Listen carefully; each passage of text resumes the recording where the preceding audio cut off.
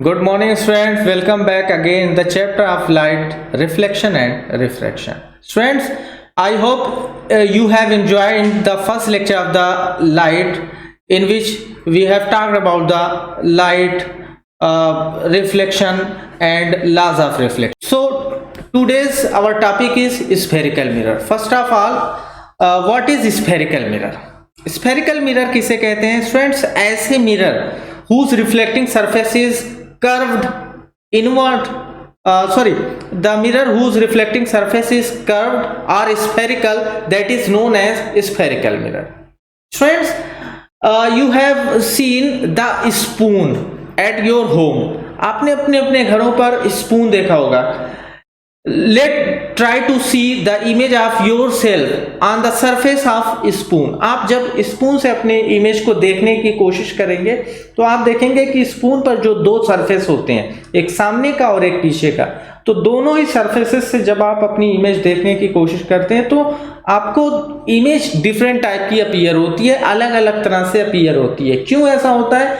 क्योंकि दोनों की सरफेस अलग अलग होती है. सामने वाली जो सरफेस होती है, in that surface the reflecting surface is curved inward direction, so image appears a different way, and the behind surface of the spoon where the reflecting surface is curved outward direction, so you will see your image in a different manner. Similarly, if we talk about spherical mirror, then we find that spherical mirror are of two types. One is concave mirror and second one is convex mirror. Friends, दो तरह के mirror होते हैं और इनका जो division है, इनका क्लासिफिकेशन है on the basis of reflecting surface of the mirror. Reflecting surface के आधार पर ही इसको क्या किया गया है, ये डिवाइड किया गया है.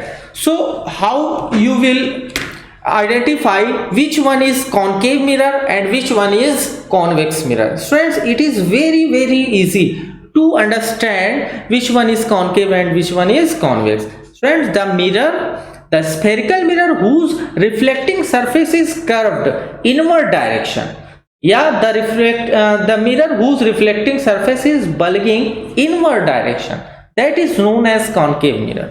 एक ऐसा मिरर जिसमें रिफ्लेक्टिंग सरफेस अंदर की तरफ धंसी होती है, अंदर की तरफ मुड़ी होती है, that mirror is known as concave mirror. And similarly, the mirror whose reflecting surface is curved outward direction, that is known as convex mirror. So जब रिफ्लेक्टिंग सरफेस अंदर की तरफ मुड़ी होगी तो उसको हम कॉन्केव मिरर कहेंगे, और जब रिफ्लेक्टिंग सरफेस बाहर की तरफ मुड़ी होगी so that will be convex mirror. Friends, आप यहां पर स्क्रीन पर देख सकते हैं, this one is concave mirror. ऐसा मिरर है कॉन्केव, क्योंकि आप यहां पर देख सकते हैं. तो यहां पर आपको इमेज में दिखाया गया डिश एंटीना है, ये अंदर की तरफ कर्व होता है, सो ये कैसा कॉन्केव मिरर की तरह से बिहेव करता है. एंड देन यहां पर आप देख रहे हैं इसकी रिफ्लेक्टिंग सरफेस बाहर की तरफ बल्गिंग है, कर्व है, so this one is convex mirror. Okay friends, I hope you are enjoying in this session. कि कॉन्केव मिरर क्या है? It is quitely confusing terms, that is concave and convex. So you have to thoroughly understand all these two terms, that is concave and convex. Concave अंदर की तरफ, convex बाहर की तरफ. Okay, बाहर की तरफ जब रिफ्लेक्टिंग सरफेस होगी तो वो कॉन्वेक्स होगा, अंदर की तरफ होगा तो वो कॉन्केव मिरर होगा. फ्रेंड्स, अब हम बात करने जा रहे हैं कि यहाँ पर जो मिरर्स होते हैं, चाहे वो आपके कॉन्केव मिरर हो या कॉन्वेक्स, कहने का सेंस है स्फेरिकल मिरर, उससे रिलेटेड कुछ टर्म्स होते हैं.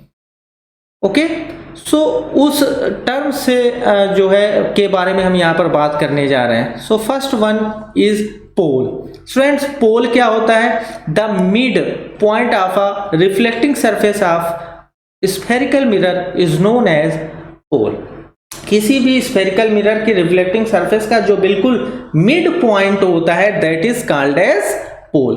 Friends, let's suppose this one is ये एक मिरर है और ये आप देख रहे हैं यहाँ पर रिफ्लेक्टिंग सरफेस कहाँ पे है, अंदर की तरफ है, तो इसे हम कौन सा मिरर नाम देते हैं, concave mirror. Yes, concave mirror. Clear? Yes. So this is, यहां पर आप देख सकते हैं ये पूरा का पूरा रिफ्लेक्टिंग सरफेस है और इसका बिल्कुल बीचों बीच यानी mid point is this. So this mid point is known as pole. इसे कैपिटल P से डिनोट किया जाता है। This is denoted by capital P। Now second term is centre of curvature. The centre of curvature of a spherical mirror is the centre of that hollow sphere from which the spherical mirror is produce. कहने का sense ये है कि किसी spherical mirror का जो centre of curvature होता है वो उस हॉलो स्फीयर का सेंटर होता है जिससे तोड़ करके, जिससे काट करके उस स्फेरिकल मिरर को बनाया जाता है। Student you can see this in the diagram. यहाँ पर आप देख रहे हैं दो डायग्राम बने हुए हैं A और B। यहाँ पर एक डॉटेड लाइन से हॉलो स्फीयर, कांच का खोखला गोला दिखाया गया है और उसको कट करके, उसके एक छोटे से सेगमेंट को कट करके यहाँ से एक मिरर बनाया गया। और कैसे बनाया गया, जब इस सेगमेंट में आप बाहर की तरफ पॉलिश कर देंगे सरफेस को तो वो कॉनकेव मिरर बन जाएगा, और जब आप क्या कर देंगे अंदर की तरफ यहाँ पर देख रहे हैं पॉलिश कर देंगे तो वो क्या हो जाएगा, कॉन्वेक्स मिरर हो जाएगा। सो यहाँ पर आप देख लीजिए इस हॉलो स्फीयर का जो सेंटर ऑफ कर्वेचर है, center of curvature of hollow sphere is same as the center of curvature of spherical mirror, either convex mirror or concave mirror. Okay, so it is denoted by capital C. इसे किससे show किया जाता है, capital C से show किया जाता है। Next term is radius of curvature.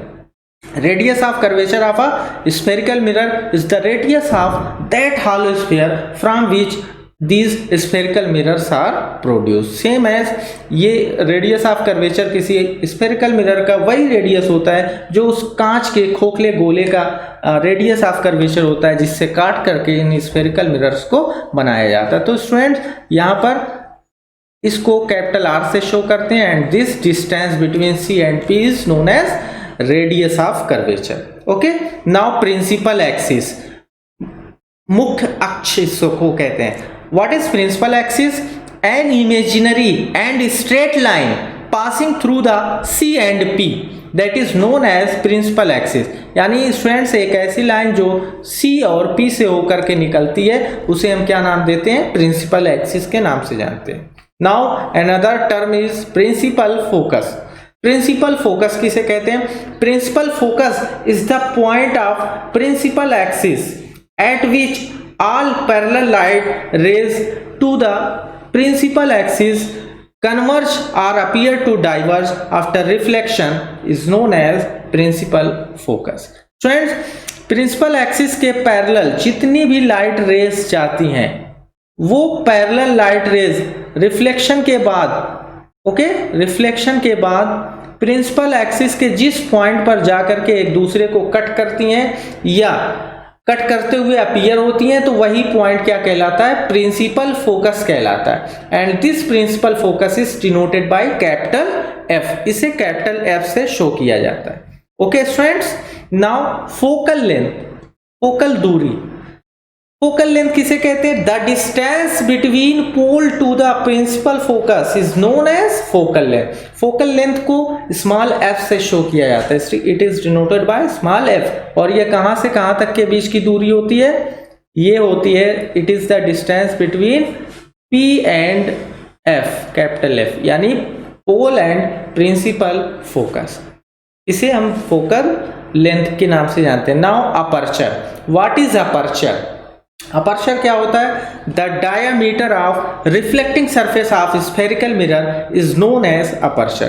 किसी भी स्फेरिकल मिरर का की जो रिफ्लेक्टिंग सरफेस होती है उसका डायमीटर वो अपर्चर कहलाता है। मींस जो सरफेस होती है जहां से ये क्या करते हैं, रिफ्लेक्शन शो करते हैं, दैट इज अपर्चर। यहां से यहां तक की दूरी आप देख सकते हैं क्या है, aperture. This one is aperture and aperture is denoted bye mm dash. किससे शो किया जाता है, mm डैश और mn। कहीं कहीं पर बुक्स के अंदर mn से भी इसको शो करते हैं। So students, these are the terms related to the spherical mirror. और कभी कभी एग्जाम में इनसे रिलेटेड शॉर्ट नोट्स भी पूछे जाते हैं। Now a small topic is relation between radius of curvature and focal length. Student, spherical mirror के केस में रेडियस ऑफ कर्वेचर और फोकल लेंथ के बीच क्या संबंध है, क्या रिलेशन है? So the radius of curvature of spherical mirror is equal to the twice of its focal length. किसी भी स्फेरिकल मिरर का जो रेडियस ऑफ कर्वेचर होता है वो हमेशा उसकी फोकल लेंथ का दुगना होता है। या आप समझने के लिए समझ सकते हैं कि the principal focus is the mid point between pole and centre of curvature.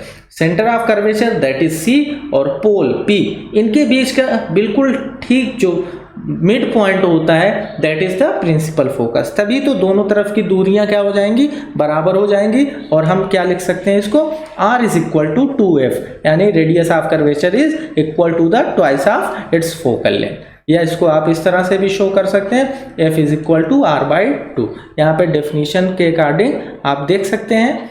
Okay, diagram बना हुआ है, ये c है और स्टूडेंट्स ये p है, this is the f। Okay, तो f क्या है, बिल्कुल सेंट्रल पोर्शन है या आप कह सकते हैं मिड पॉइंट है। सिमिलरली कॉन्वेक्स मिरर के केस में this one is p and this one is c, यहाँ पर बिल्कुल बीच में f है। Okay, so this is the relation and you have to use this formula in numericals. Okay, students, आज के lecture में हम इतना ही रखते हैं। बाकी इस जो है टॉपिक से related some questions are framed for homework.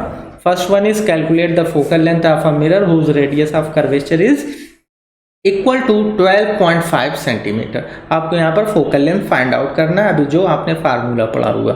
Second one is if the focal length of a convex mirror is 25 centimetre, what is the radius of curvature. यहाँ से आपको radius of curvature find out करना है, same उसी फार्मूले से।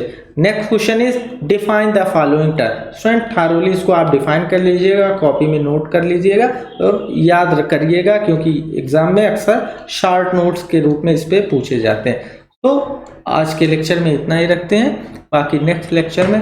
Thank you, that's all.